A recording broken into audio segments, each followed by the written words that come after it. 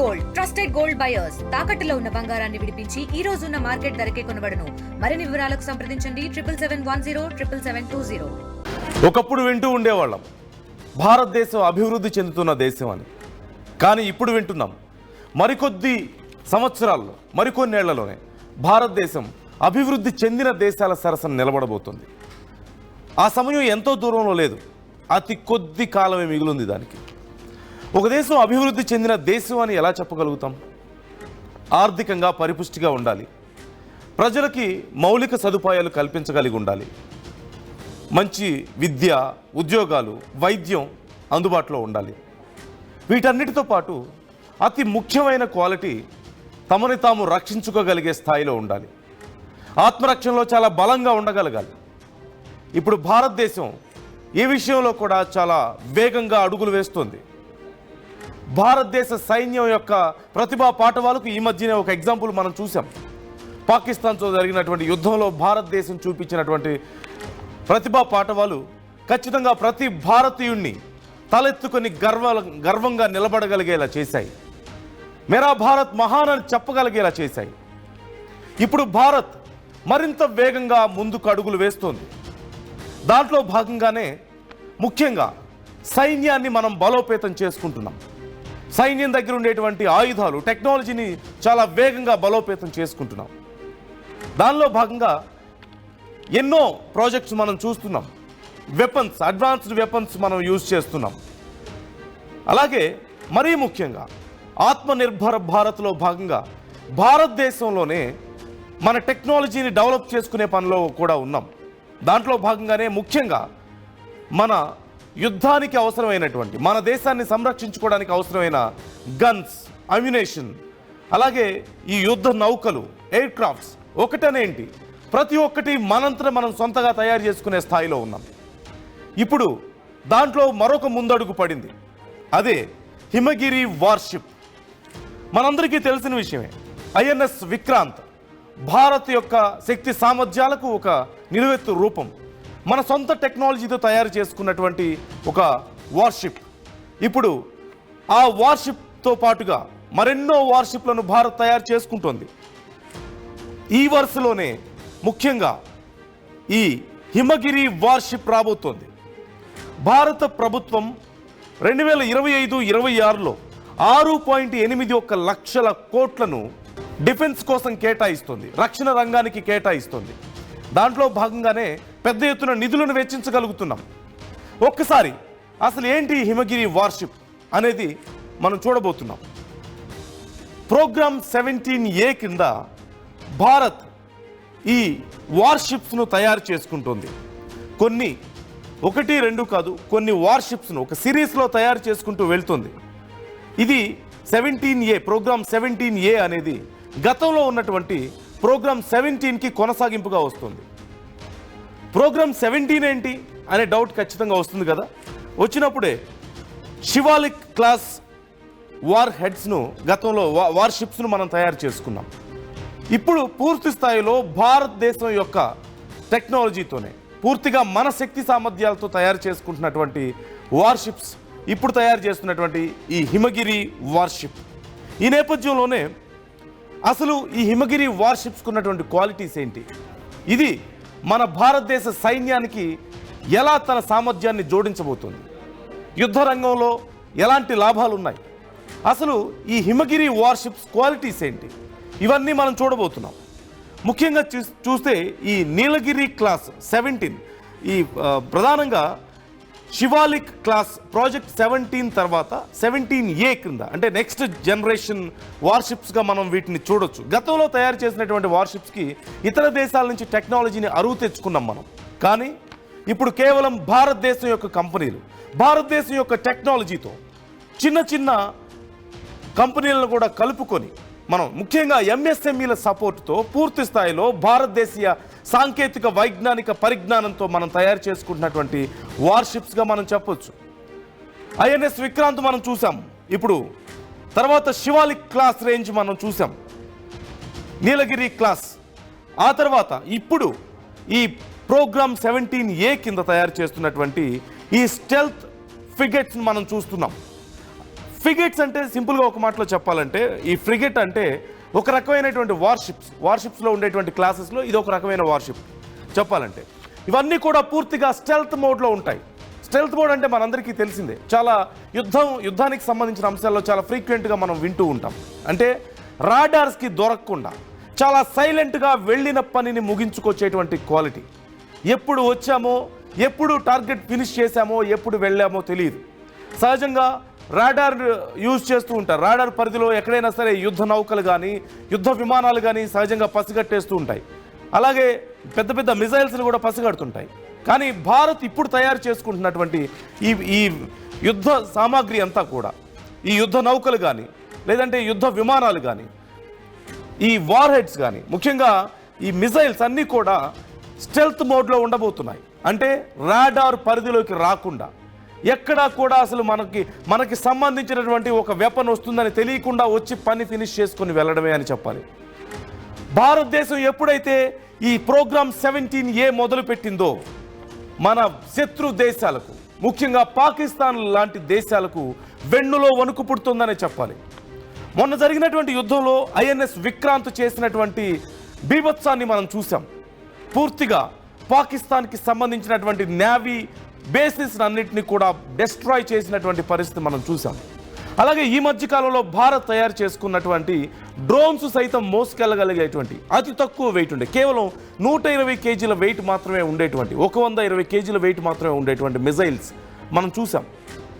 ఇదే సిరీస్లో ఇప్పుడు భారత్ ఈ హిమగిరి వార్షిప్స్ను రెడీ చేసుకుంటుంది.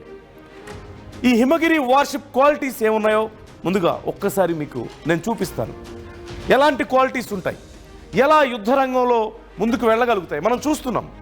అధునాతన గైడెడ్ మిజైల్ స్టెల్త్ ఫ్రిగేట్ హిమగిరి. ఫ్రిగేట్ అంటే ఇది ఒక రకమైనటువంటి వార్షిప్స్లో ఉండేటువంటి టైప్స్లో ఫ్రిగేట్ అనేది ఒక టైప్ ఆఫ్ వార్షిప్స్ అని చెప్పొచ్చు. స్టెల్త్ ఫ్రిగేట్స్ ఇవన్నీ కూడా చెప్పాం, ఇంతకుముందే మనం మాట్లాడుకున్నాం. స్టెల్త్ మోడ్, రాడార్కి దొరకకుండా శత్రు దేశాలు పసిగట్టలేనటువంటి టెక్నాలజీ ఇది. చాలా స్మూత్గా వెళ్ళి పని ఫినిష్ చేసుకొచ్చేటువంటి ఒక గొప్ప టెక్నాలజీ అని చెప్పాలి. స్టెల్త్ మోడ్ అని మనం సహజంగా ఈ యుద్ధాలకు సంబంధించో లేదంటే ముఖ్యంగా వీడియో గేమ్స్లో కూడా మనం చాలా సందర్భాల్లో వింటుంటాం, ఈ వార్ఫేర్కి సంబంధించినటువంటి వీడియో గేమ్స్లో. నెక్స్ట్ మనం చూడొచ్చు, పొడవు 149 మీటర్లు, బరువు 6670 టన్నులు. చాలా అంటే సహజంగా ఉండేటువంటి ఈ వార్షిప్స్తో పోల్చుకుంటే కొంత తక్కువ బరువుతో, ముఖ్యంగా 149 మీటర్ల పొడవు ఉంటుంది. అంటే అవసరమైతే ఎయిర్క్రాఫ్ట్స్ని క్యారీ చేసుకొని వెళ్ళడానికి అవకాశం ఉండేటువంటి క్యాపబిలిటీ కలిగినటువంటి వార్షిప్స్ ఇవి. ఆ తర్వాత ప్రాజెక్ట్ 17A క్రింద నిర్మించిన యుద్ధ నౌకల్లో ఇది మొట్టమొదటిది. ప్రాజెక్ట్ 17 క్రింద నుంచి గతంలో నిర్మించినటువంటి యుద్ధ నౌకలకి ఇది కొనసాగింపుగా ప్రాజెక్ట్ 17Aని మనం కొనసాగిస్తున్నాం. మొత్తం ఈ సిరీస్లో 7 ఫ్రిగేట్స్ను మనం తయారు చేసుకుంటున్నాం. మొత్తం వీటి బడ్జెట్ కూడా చాలా భారీ బడ్జెట్, 70,000 కోట్ల బడ్జెట్తో. అంటే సుమారుగా ప్రతి ఒక్క ఈ యుద్ధ నౌకకి మనం 10,000 కోట్లు ఖర్చు పెడుతున్నాం. భారతదేశం తమ సైన్యానికి ఒక రకంగా చెప్పాలంటే వెన్నుదన్నుగా నిలుస్తుంది భారత ప్రభుత్వం అనడంలో ఎలాంటి సందేహం లేదు. 2025-26 ఆర్థిక సంవత్సరానికి 6,81,210.27 కోట్లు అంటే 6.81 lakh crores-ని కేవలం తమ యొక్క సైన్యానికి అందిస్తుంది. సో ఈ నేపథ్యంలోనే గతంతో పోల్చుకుంటే సుమారుగా 9 నుంచి 10% వరకు వరుసగా ప్రతి సంవత్సరం ఈ బడ్జెట్ ఎలొకేషన్ పెంచుకుంటూ వస్తుంది. డిఫెన్స్కి అలాట్ చేస్తున్నటువంటి బడ్జెట్ను ప్రతి సంవత్సరం సుమారుగా ఈ 9 నుంచి 10% పెంచుకుంటూ వస్తుంది. అంటే అర్థం చేసుకోవచ్చు, అంటే సుమారుగా ఎంత తక్కువగా వేసుకున్నా సరే ప్రతి సంవత్సరం, ఇప్పుడు ఈ సంవత్సరం 6.81 లక్షల కోట్లు అంటే అర్థం చేసుకోవచ్చు ఎంత భారీ బడ్జెట్ను కేంద్ర ప్రభుత్వం కేటాయిస్తుంది అనేది. ఇక ఈ ప్రత్యేకతల గురించి మనం చూద్దాం ఒకసారి. 17A క్రింద నిర్మించినటువంటి యుద్ధ నౌకల్లో మొట్టమొదటిది ఇది. మొత్తం మనం చెప్పుకున్నాం 7 యుద్ధ నౌకల్ని నిర్మించుకుంటున్నాం, ఈ ఫ్రిగేట్స్ని నిర్మించుకుంటున్నాం, పూర్తి స్వదేశీ టెక్నాలజీతో నిర్మించుకుంటున్నాం. ముఖ్యంగా ఇది తయారు చేస్తున్నటువంటి company GRSC garden research ship builds and engineers company దీన్ని మన కోసం తయారు చేస్తుంది. అలాగే కొన్ని ఎంఎస్ఎంఈలు కూడా ఇందులో జాయిన్ అయి ఉన్నాయి. నెక్స్ట్ చూద్దాం. నిర్మాణ వ్యయం 7,277 కోట్లు. ఈ ఒక్క షిప్ను నిర్మించడానికి అయ్యేటువంటి ఖర్చు ఇది 7,277 కోట్లు. మొత్తం ఇలాంటివి 7 నిర్మిస్తున్నాం. 2 కంపెనీలకి భారతదేశం ఈ బాధ్యతలను అప్పచెప్పింది. ఈ 2 కంపెనీలు కూడా చిన్న చిన్న ఎంఎస్ఎంఈ కంపెనీలు ఏవైతే ఉన్నాయో, కొత్తగా స్టార్టప్స్ ఏవైతే ఉన్నాయో అలాంటి కంపెనీలతో కలిసి ఈ షిప్లన్నీ కూడా నిర్మించబోతుంది. ఈ ఫ్రిగేట్స్ను నిర్మించబోతుంది, వార్షిప్స్ని. అందులో ప్రధానంగా చూసుకుంటే 4 ఈ ఫ్రిగేట్స్ను తయారు చేసే బాధ్యత మజగాన్ డాక్ షిప్స్ బిల్డర్స్ లిమిటెడ్కు 4 ఇచ్చింది. మరొక 3ని ఈ కోల్కతాలో ఉన్నటువంటి garden reach ship builders and engineering కంపెనీకి ఇచ్చినట్లుగా మనకు తెలుస్తుంది. మనం చూస్తున్నాం ఒకసారి. నిర్మాణ వ్యయం 7,277 కోట్లు. అంటే సుమారుగా దగ్గరగా ప్రతి షిప్కి కూడా 7 నుంచి 10,000 కోట్లు 11,000 కోట్ల వరకు కూడా ఖర్చు అవుతున్నటువంటి పరిస్థితి మనం చూస్తున్నాం. అలాగే జిఆర్ఎస్సి నిర్మించినటువంటి 112వ యుద్ధ నౌక హిమగిరి మనం మాట్లాడుకున్నాం. ఈ జిఆర్ఎస్సి అంటే garden reach ship builders and engineers సంస్థ నిర్మించినటువంటి మొత్తం 112 యుద్ధ నౌకల్లో ఇది ఒకటి. అంటే ఒక గొప్ప యుద్ధ నౌకల్ని నిర్మించగలిగినటువంటి స్థాయి, ఆ శక్తి ఉన్నటువంటి కంపెనీగా మనం చెప్పొచ్చు. ఆ తర్వాత 2018లో దీని నిర్మాణం మొదలైంది. ఇప్పటికీ చూస్తున్నాం 2025కి వచ్చాం. అంటే 7 ఏళ్ల పాటు, సుమారుగా 6 ఏళ్లకు పైగా సమయం పట్టింది వీటిని నిర్మించడానికి. అతి త్వరలోనే మరొక 2 కూడా వీళ్ళు రిలీజ్ చేయబోతున్నట్లుగా తెలుస్తోంది ఈ 17A కింద, ప్రాజెక్ట్ 17A కింద. అలాగే 2025 జూలై 31న నేవీలో యుద్ధ నౌక. ఈ యుద్ధ నౌకని పూర్తిగా నేవీకి అప్పగించింది ఆ company garden reach ship builders and engineers అనే కంపెనీ. 6 ఏళ్ల తర్వాత ఈ యుద్ధ నౌకను మన నేవీకి అప్పగించింది. పూర్తి స్థాయిలో మన భారతదేశ సొంత టెక్నాలజీతో తయారైనటువంటి యుద్ధ నౌకలుగా వీటిని చెప్పుకోవచ్చు. నెక్స్ట్ చూద్దాం. 75% స్వదేశీ సామాగ్రి, 200కు పైగా ఎంఎస్ఎంఈల భాగస్వామ్యం. మనం చెప్పుకున్నాం పూర్తి స్థాయిలో భారతదేశ టెక్నాలజీని ఉపయోగించుకొని విదేశాల మీద ఆధారపడాల్సిన అవసరం లేకుండా తక్కువ ఖర్చులో నిర్మించుకుంటున్నటువంటి యుద్ధ నౌకలుగా వీటిని మనం చూడొచ్చు. 75% స్వదేశీ సామాగ్రి ఇందులో ఉపయోగించుకుంటున్నారు. అంటే ఒక షిప్ను, ఈ భారీ యుద్ధ నౌకను తయారు చేసే దాంట్లో 75% మన పరికరాలే ఉన్నాయి. కొన్ని పరికరాలు మాత్రం బయట నుంచి ఇంపోర్ట్ చేసుకున్నాం. కానీ టెక్నాలజీ, దాని మోడల్ కానీ, టెక్నాలజీ కానీ, బిల్డ్ కానీ మొత్తం ఇదంతా కూడా భారతదేశంలోనే జరిగింది. కొన్ని ఎంఎస్ఎంఈలు కూడా ఇందులో mini and small scale companies ఏవైతే ఉన్నాయో వాటిని కూడా ఇందులో భాగస్వాములుగా చేసుకున్నారు. Next BrahMos land attack cruise. BrahMos క్షిపణులను విజయవంతంగా ప్రయోగించగలిగినటువంటి కెపాసిటీ ఈ వార్షిప్స్కి ఉంది. అలాగే ల్యాండ్ అటాక్ క్రూయిజ్ అంటే వాటర్ లోపల నుంచి, వాటర్ మీద నుంచి, ఈ షిప్ మీద నుంచి భూభాగంలో ఎక్కడైనా సరే, శత్రు దేశంలోని ఏ భూభాగాన్నైనా సరే మనం టార్గెట్ చేయగలిగేటువంటి కెపాసిటీ ఉంటుంది. అలాగే బ్యారక్ 8 యాంటీ ఎయిర్ క్రాఫ్ట్ మిజైల్స్ని కూడా ఇది మోసుకు వెళ్ళగలదు, ప్రయోగించగలదు. నెక్స్ట్ రాడార్లో కనిపించకుండా ఉండేలా అధునాతన స్టెల్త్ డిజైన్. ఇది చాలా ముఖ్యం. సహజంగా మనం B-2 బాంబర్ గురించి ఈ మధ్య మనం విన్నాం.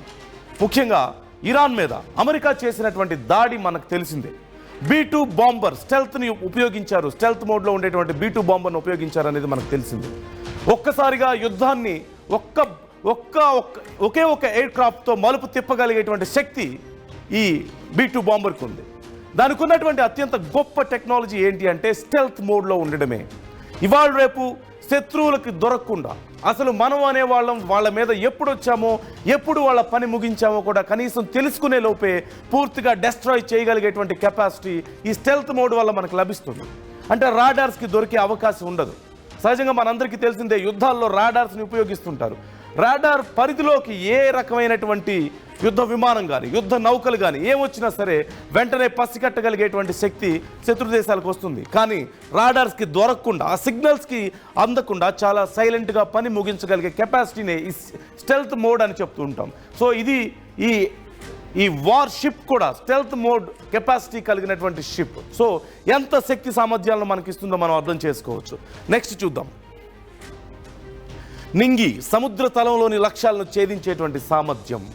ఇది కేవలం అన్ని రకాలుగాను మనకి అటాక్స్ చేయడానికి ఉపయోగపడుతుంది. కేవలం స్టెల్త్ మోడ్ మాత్రమే కాదు, కొన్ని రకాల షిప్స్ కేవలం సముద్రంలో ఉన్నటువంటి టార్గెట్స్ను మాత్రమే డెస్ట్రాయ్ చేయగలవు. కొన్ని రకాల ఆయుధాలు లేదంటే క్యారియర్స్ సముద్రం నుంచి నేల మీద ఉన్నటువంటి లక్ష్యాలను కూడా ఛేదించగలవు. కానీ దీనికి ఉన్నటువంటి కెపాసిటీ, ముఖ్యంగా ఈ హిమగిరి వార్షిప్కి ఉన్నటువంటి కెపాసిటీ, ఆకాశంలో ఉన్నటువంటి చివరికి ఎయిర్ క్రాఫ్ట్స్ని కూడా, వార్ హెడ్స్ని కూడా డెస్ట్రాయ్ చేయగలిగేటువంటి కెపాసిటీ కలిగి ఉంది. ఒకవేళ యుద్ధ విమానాలు కనుక చాలా వేగం, కొన్ని వందల కిలోమీటర్ల వేగంతో, వేల కిలోమీటర్ల వేగంతో వెళ్ళేటువంటి యుద్ధ విమానాలను సైతం క్షణాల్లో డెస్ట్రాయ్ చేయగలిగేటువంటి కెపాసిటీ కలిగి ఉంటాయి ఈ హిమగిరి వార్షిప్స్. ఆ తర్వాత చూద్దాం హెలికాప్టర్ సౌకర్యంతో సముద్ర సరిహద్దు రక్షణ నిఘా. ముఖ్యంగా సాగర గర్భంలోని సబ్మెరైన్స్ను ధ్వంసం చేసే సత్తా. ముఖ్యంగా వాటర్ పైన ఉండేటువంటి టార్గెట్స్ను కొట్టడం చాలా ఈజీ, లేదా ల్యాండ్ మీద ఉండేటువంటి టార్గెట్స్ను కొట్టడం చాలా ఈజీ. కానీ వాటర్ లోపల సముద్ర గర్భంలో కొన్ని వందల అడుగుల లోతులో ఉన్నటువంటి టార్గెట్స్ను కొట్టాలంటే అంత ఈజీ కాదు. కానీ ఈ హిమగిరి వార్షిప్స్కి ఆ సత్తా ఉంది. చివరికి సబ్మరైన్స్లో ఉన్నా సరే, సబ్మరైన్స్లో దాక్కున్నా సరే, సబ్మరైన్స్తో యుద్ధాలు చేస్తున్నా సరే, సబ్మరైన్స్ని కూడా గుర్తించగలిగి వాటిని డెస్ట్రాయ్ చేయగలిగేటువంటి కెపాసిటీ ఈ హిమగిరి వార్షిప్స్కి ఉంది. అలాగే హెలికాప్టర్ సౌకర్యంతో సముద్ర సరిహద్దు రక్షణ నిఘా. ముఖ్యంగా హెలికాప్టర్స్ ల్యాండ్ అవ్వడానికి, హెలికాప్టర్స్ టేకాఫ్ అవ్వడానికి, అలాగే ఇది మూవింగ్ టైంలో కూడా కేవలం ఒక స్టాటిక్ పొజిషన్లో ఉన్నప్పుడు మాత్రమే కాకుండా, అంటే కదలకుండా ఉన్నప్పుడే కాకుండా మూవ్ అవుతున్నప్పుడు కూడా అప్పటికప్పుడు హెలికాప్టర్స్ ల్యాండ్ అవ్వాలన్నా సరే, హెలికాప్టర్ టేకాఫ్ అవ్వాలన్నా సరే ఇందులో ఫెసిలిటీ ఉంది. దానివల్ల ఈజీగా పహారా కాయడానికి చాలా ఈజీగా ఉంటుంది, అవకాశం ఎక్కువగా ఉంటుంది. అలాగే ఒకేసారి 225 మంది సైనికులను మోసుకెళ్లగల సామర్థ్యం కలిగి ఉంటుంది. 225 మంది సైనికులు అంటే అక్కడ పనిచేసే సిబ్బంది కాకుండా 225 మంది సైనికులు పూర్తి స్థాయిలో అన్ని ఫెసిలిటీస్తో మోసుకెళ్ళడం. అంటే ఏదో వెళ్ళి కూర్చొని వెళ్ళడం కాదు, ఒక వెహికల్లో వెళ్ళినట్టు. పూర్తి స్థాయి ఫెసిలిటీస్, వాళ్ళకి అన్ని రకాల సౌకర్యాలు కలిగి ఉండి, అక్కడ స్టే చేయడానికైనా సరే రూమ్స్ ఉంటాయి, అన్ని రకాల ఫుడ్ ఫెసిలిటీస్ ఉంటాయి, ఇంకా ప్రాక్టీస్ సెషన్స్కి అవకాశం అయినటువంటి స్పేస్ ఉంటుంది. ఇలా అన్ని రకాల ఫెసిలిటీస్తో 225 మంది సైనికులను ఒకేసారి మోసుకెళ్ళగలదు. అలాగే వాళ్ళకి అన్ని రకాల సౌకర్యాలను కల్పించగలిగినటువంటి ఫెసిలిటీస్ దీంట్లో ఉన్నాయి. నెక్స్ట్ చూద్దాం. రైట్, చూసాం కదా, ప్రపంచంలోనే మోస్ట్ అడ్వాన్స్డ్ వార్షిప్స్ అనే చెప్పుకోవాలి. హెలికాప్టర్స్ని మోసుకెళ్ళగలవు. అలాగే ఈ యుద్ధ విమానాలు ల్యాండింగ్ అయినా సరే, టేక్ ఆఫ్ అయినా సరే అవకాశం కలిగి ఉన్నాయి. పెద్ద ఎత్తున సైనికుల్ని మోసుకెళ్ళగలుగుతాయి. ల్యాండ్ మీద ఉన్నటువంటి టార్గెట్స్ అంటే సముద్రం నుంచి ల్యాండ్ మీదకైనా, సముద్రంలోకైనా సరే, సముద్రం నుంచి లోపల ఉన్నటువంటి ఈ సబ్మెరైన్స్ అయినా సరే, సముద్రం నుంచి గాలిలో ఉన్నటువంటి ఫైటర్ జెట్స్ అయినా సరే, దేన్నైనా సరే టార్గెట్ చేయగలిగేటువంటి కెపాసిటీ ఈ హిమగిరి వార్షిప్స్కు ఉన్నాయనే చెప్పొచ్చు. 7,700 కోట్ల భారీ బడ్జెట్తో తయారు చేసుకుంటుంది భారత్. ప్రాజెక్ట్ 17A కింద మొత్తం 7 ఈ షిప్స్ను తయారు చేసుకుంటుంది. అందులో Mazagon dock ship builders and లిమిటెడ్కి 4 తయారు చేసేటువంటి ఆఫర్నిచ్చింది. మరొక 3 ఈ Garden Reach ship builders and engineers కంపెనీకి భారతదేశ సైన్యం అప్పగించింది. ఈ నేపథ్యంలో 6 సంవత్సరాలు కష్టపడి పూర్తిగా భారతదేశం యొక్క టెక్నాలజీతో ఆత్మనిర్భర్ భారత్లో భాగంగా, ఆత్మనిర్భర్ భారత్ మిషన్లో భాగంగా భారతదేశ సాంకేతిక పరిజ్ఞానంతో నిర్మించుకున్నటువంటి, పూర్తిగా మన శ్రమతోంచి, మన చెమటలోంచి నిర్మించుకున్నటువంటి ఈ యుద్ధ నౌకలుగా వీటిని చూడొచ్చు. ఖచ్చితంగా సైన్యానికి ఇవి చాలా గొప్ప సపోర్టుగా ఉండబోతున్నాయి. మొన్న జరిగినటువంటి యుద్ధంలో చైనా నుంచి డ్రోన్స్ తెప్పించుకున్నా, గన్స్ తెప్పించుకున్నా, అమెరికాకి సంబంధించినటువంటి విమానాలను తెప్పించుకున్నా సరే, భారతదేశంలో ఒక చిన్న నష్టాన్ని కూడా పాకిస్తాన్ చేయలేకపోయింది. భారతదేశ సైన్యం తుత్తునియలుగా కొట్టింది, తుక్కుగా కొట్టేసింది. మనం చూసాం పాకిస్తాన్ యొక్క సైన్యాన్ని, వాళ్ళ ఎయిర్ బేస్ని కొట్టేసింది, వాళ్ళ నేవీ బేస్లన్నీ కూడా డెస్ట్రాయ్ అయిపోయి చివరికి ఏ స్థాయిలో ఏం చేయలేక కాళ్ల బేరానికి వచ్చినటువంటి పరిస్థితి మనం చూసాం. ఇప్పుడు ఇలాంటి వార్షిప్స్ భారతదేశ సైన్యానికి అందితే, స్టెల్త్ మోడ్ కలిగినటువంటి వార్షిప్స్ భారతదేశ సైన్యానికి అందితే, ఏ పరిస్థితుల్లోనైనా, డే టైంలో, నైట్ టైంలో, అలాగే నింగిలో ఉన్నా సరే, నేల మీద ఉన్నా సరే, వాటర్ మీద ఉన్నా సరే, వాటర్ లోపల ఉన్న సబ్మెరైన్స్ అయినా సరే, ఏ పరిస్థితుల్లోనైనా ఎక్కడున్నటువంటి టార్గెట్నైనా సరే ఛేదించగలిగినటువంటి కెపాసిటీ ఉండి రాడార్స్కి అంతుపట్టనటువంటి స్టెల్త్ మోడ్ కలిగినటువంటి ఇలాంటి వార్షిప్స్ భారత నేవీకి అందితే ఆ తర్వాత మన శత్రు దేశాల పరిస్థితి ఏంటో ఒక్కసారి ఆలోచించుకోండి. ఇప్పటికే పాకిస్తాన్ భయపడుతోంది. భారతదేశం దగ్గర ఉన్నటువంటి ఇలాంటి గొప్ప టెక్నాలజీని చూసి, ఇప్పటికే ఉన్నటువంటి ఫెసిలిటీస్ చూసే పాకిస్తాన్ మొన్న తుక్కుగా మన దగ్గర ఓడిపోయింది. చైనా నుంచి ఇంపోర్ట్ చేసుకున్నా, అమెరికా నుంచి ఫైటర్ జెట్స్ తెచ్చుకున్నా సరే ఏం చేయగలిగింది? ఏమీ చేయలేకపోయింది. అలాంటిది ఇప్పుడు మన సొంత పరిజ్ఞానంతో తయారు చేసుకున్నటువంటి ఇలాంటి స్టెల్త్ మోడ్ అడ్వాన్స్డ్ ఈ వార్షిప్స్ని కలిగి ఉన్నటువంటి నేవీని చూస్తే పాకిస్తాన్ పరిస్థితి ఏంటి? ఏ దేశమైనా సరే మనతో ఢీ కొట్టగలుగుతుందా? మరోవైపు చైనా పరిస్థితి కూడా మనం చూస్తున్నాం. మా దగ్గర అతి గొప్ప ఆర్మీ ఉందని చెప్పుకుంటున్నటువంటి చైనా భారతదేశాన్ని నిజంగా ఢీ కొట్టేటువంటి సామర్థ్యం కలిగి ఉందా? భారతదేశం మీద నిజంగా కన్నెర్ర చేయగలిగి మన వైపు కాలు దువ్వేటువంటి ధైర్యం చేయగలుగుతుందా? ఇప్పటికే మన దేశాన్ని చూస్తే శత్రు దేశాలు వణికిపోతున్నాయి. భారతదేశం లాంటి గొప్ప టెక్నాలజీ, భారతదేశం లాంటి గొప్ప సైన్యం కలిగినటువంటి దేశంగా మేము ఎదగాలంటూ చాలా దేశాలు మనల్ని చూసి గర్వంగా ఫీల్ అవుతున్నాయి, మనల్ని ఒక రోల్ మోడల్గా తీసుకుంటున్నాయి. అలాంటిది ఇలాంటి గొప్ప టెక్నాలజీ, ఇంత గొప్ప సపోర్ట్ మన సైన్యానికి దొరికితే ఇక పాకిస్తాన్ పరిస్థితి ఏంటి? కనీసం ఆలోచన రావడానికి కూడా అవకాశం ఉండదు. భారతదేశం మీద ఏ చిన్న అటాక్ చేద్దామన్నా సరే, అలాంటి ఆలోచన పుట్టినా సరే భయంతో గుండె గజ వణికిపోయే పరిస్థితి కనిపిస్తుంది. మొన్న భారతదేశం కొట్టినటువంటి దెబ్బకే ఇంకా కోలుకోలేదు. అటు చైనాను ఇటు అమెరికాను అడుక్కుంటోంది పాకిస్తాన్, మాకు నిధులు ఇవ్వండి, మాకు ఆయుధాలు ఇవ్వండి అని చెప్పి. ఇప్పుడు ఇలాంటి ఒక టెక్నాలజీ ఉందని చెప్పిన తర్వాత అమెరికా సజెస్ట్ చేయగలుగుతుందా? వెళ్ళు భారతదేశం మీదకి టార్గెట్ చేయి, యుద్ధం చేయి అని చెప్పగలుగుతుందా? ఆ ధైర్యాన్ని ఇవ్వగలుగుతుందా? ఖచ్చితంగా లేదని చెప్పాలి. అసలు పాకిస్తాన్కి అలాంటి ధైర్యం నశించిపోయే రోజు దగ్గరలో ఉంది. భారతదేశం పేరు చెబితేనే ప్యాంటు తడుపుకునే రోజు దగ్గరలోనే ఉంది. ఇప్పటికే అదే జరుగుతుంది. ఇక మున్ముందు కనీసం అలాంటి ఆలోచన వచ్చినా సరే ప్యాంటు తడిచిపోయే రోజు దగ్గరలోనే ఉందనే చెప్పాలి. సో ఖచ్చితంగా ప్రతి భారతీయుడు మన సైన్యం శక్తి సామర్థ్యాలను ఇప్పటికే మనం చూసాం. మన కేంద్ర ప్రభుత్వం యొక్క సపోర్టుతో మన సైన్యం ఎదుగుతున్నటువంటి తీరు చూస్తే మేరా భారత్ మహాన్ అని చెప్పగలిగేటువంటి ఒక గొప్ప సందర్భం ఇదని చెప్పాలి. ప్రతి భారతీయుడు సెల్యూట్ చేసేటువంటి ఒక గొప్ప గిఫ్ట్, ఒక గొప్ప సపోర్ట్ మన నేవీకి మన ప్రభుత్వం అందించిందనే చెప్పాలి. ఇలాంటి సపోర్ట్ ఇంకా కొనసాగాలి. ప్రపంచ దేశాల మధ్యలో అగ్ర దేశాల ముందు మేము కూడా డెవలప్ అయినటువంటి దేశం, అభివృద్ధి చెందిన దేశం అనే ఆ వరుసలో నిలబడబోతున్నటువంటి భారత్కు, ఆ వరుసలో అగ్రస్థానం దక్కించుకుంటున్నటువంటి భారత్కు ఖచ్చితంగా ఇలాంటి ఒక టెక్నాలజీ, ఇలాంటి ఒక సపోర్ట్ మన ప్రభుత్వం నుంచి అవసరం. ఏ ప్రభుత్వం ఉన్నా సరే ఖచ్చితంగా ఇలాంటి ఒక సపోర్ట్ ఇవ్వడం అనేది చాలా గొప్ప విషయం. ప్రతి భారతీయుడు ఖచ్చితంగా సెల్యూట్ చేయగలిగినటువంటి ఒక గొప్ప సైన్యంగా గుండె మీద చేసుకొని మేరా భారత్ మహాన్ అని చెప్పుకోగలిగినటువంటి, సెల్యూట్ చేయగలిగినటువంటి సైన్యం భారత సైన్యం అనడంలో ఎలాంటి సందేహం లేదు. త్రివిధ దళాల గొప్పతనాన్ని గురించి ప్రపంచ దేశాలు చెప్పుకునేంత స్థాయి మనం చూస్తున్నాం, మున్ముందు ఇంకా చూడబోతున్నాం. సెల్యూట్.